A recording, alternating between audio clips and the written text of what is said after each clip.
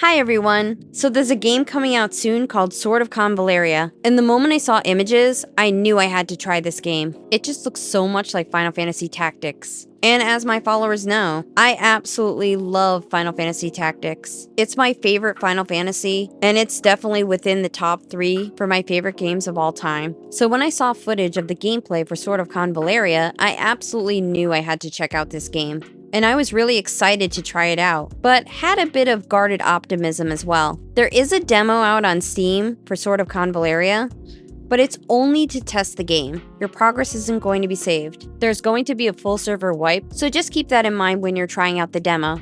Sword of Convallaria is a pixel-style, turn-based strategy game.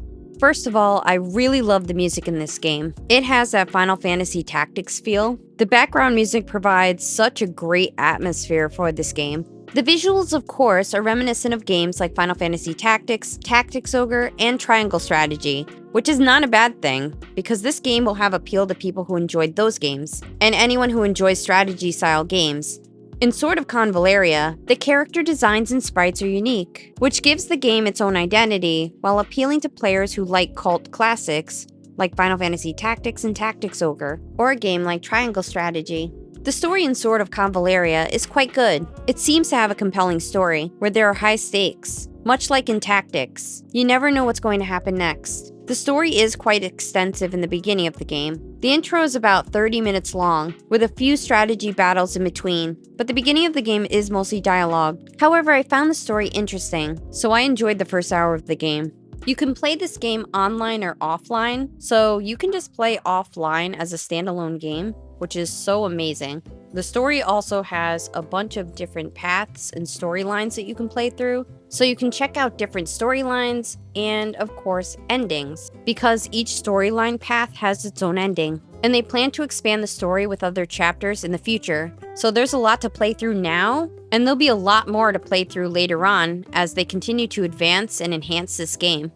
The battle system is a turn-based strategy style of gameplay. Each character, including your enemies, get a turn, and you decide what you want to do. You have various choices. You can just move and attack, or just stand by. In other words, you can just wait and do nothing. Your choice is ultimately going to depend on the battle situation and whether you want to play defensively or offensively. Each battle will allow you to consider your options and use unique strategies. As you progress through the game, the number of enemies will increase, and the terrain of the battlefield will become more challenging, sometimes putting you at a major disadvantage. But that's what makes the game so fun. Each battle requires you to use a different strategy. I have to admit, I had a lot of fun progressing through the stages. The first 30 minutes of the game is what I'd call an introduction. After that is when you really get to the meat of the game. The main part of the game is stage-oriented. This is the story section of the game. So you advance the story by moving from stage to stage. Each stage has its own challenges. As you level, the number of characters you can use in battle increases, and the battle system does include an element and type system, with each type having strengths and weaknesses. Each character has a set type. This system is more like Fire Emblem than Tactics, but it is another aspect you'll need to consider within your strategies. So this is a multi-layer strategy game. There is a lot to consider in each battle. I really like the character sprites and designs. The character sprites are pixel style. I'm always amazed at the level of detail they're able to get into these sprites. The character art is equally good too, and clearly geared towards people who like games like Fire Emblem and Final Fantasy. Characters can be enhanced in many ways, including leveling them up and gearing them with equipment. I know what you're all asking, how do we get characters? Of course, just like any other game, they give you a main character, and you get to choose between two options. At around 30 minutes into the game, you unlock a summon system. That's right, this is a gacha game. Unfortunately, characters are locked behind a gacha system. Keep in mind this review is based on the first hour of the game, so I don't know if there's any other way to get characters in the game. As far as I can tell, you get them through a gacha system. After reaching a certain part of the story, they give you a free 10 pull. That happens around 30 minutes into the game, and it gives you a legendary character, the highest rarity in the game. I'm pretty sure the character you get is set, because the character you get goes along with what's going on in the story. The summon system isn't unlike other gacha games. In Sword of Convallaria, the chance of getting a legendary is only 2%, which is a bit low.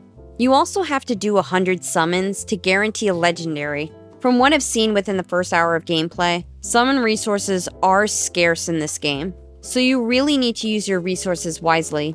What's really great is Sword of Convallaria will have a starter or beginner type of banner at launch, not unlike any other gacha game. On the starter banner, there is a one-time limited guarantee for a legendary within 30 summons, which is really great. Of course, you could summon the legendary early, or then there's those of us who will have to go all the way to 30. Either way, I still think it's really nice to get a free legendary, especially in a lower amount of summons than having to go all the way to 100. The guarantee rules for the starter banner are as follows. You have a maximum of 30 attempts. Only 10 summons can be done at one time, so you can't do single pulls. Each 10 summons provides a chance to summon at least one legendary character, but it is possible to summon multiple legendary characters in one 10 pull. You should keep in mind the minute you get a legendary character, the banner is over. It closes and gets removed. So if you summon your legendary character on your first 10 pull, but you only get one, that's it. You can't do 20 more attempts to try to get more. The banner just goes away. So you'd have to reroll to see if you can get lucky and get multiple legendary characters in a 10 pull. The starter banner is limited, so the banner begins after you create your account and lasts for 30 days. So the banner will automatically close after 30 days from the date you created your account. Additionally, from what I've read, it is possible to reroll in Sword of Convallaria using a guest account, which may be a good idea to do when you consider how limited summon resources are in this game. Of course, I don't know if the guest account option will be changed before launch, but as of right now, it will be an option to re-roll using a guest account. I can't wait for the release of this game. I don't know if I'm going to re-roll my account or not, but I'm absolutely excited to play this game. I just can't wait. I've had so much fun trying this game out, and I'm really glad they put this out early as a demo so we can try it. I didn't want to play the demo too much because all of your progress was going to be wiped. I figured I would just wait for the official release of the game, which isn't too long from now. I'm really looking forward to when Sword of Convallaria gets released later in this week. The release date for Sword of Convallaria is July 31st for the Steam version and August 1st for the mobile version. I'm so excited to play this game once it's released. I had such a great time playing the demo version, and I can't wait to play the full version just so I can play it all the way through. I highly recommend you give Sword of Convallaria a try, especially if you like strategy-style games like Triangle Strategy, Final Fantasy Tactics, Tactics Ogre, or any of the Fire Emblem games. I think you'll really enjoy Sword of Convallaria a lot. I want to thank you all so much for watching. Don't forget to subscribe, and I'll see you soon. Bye.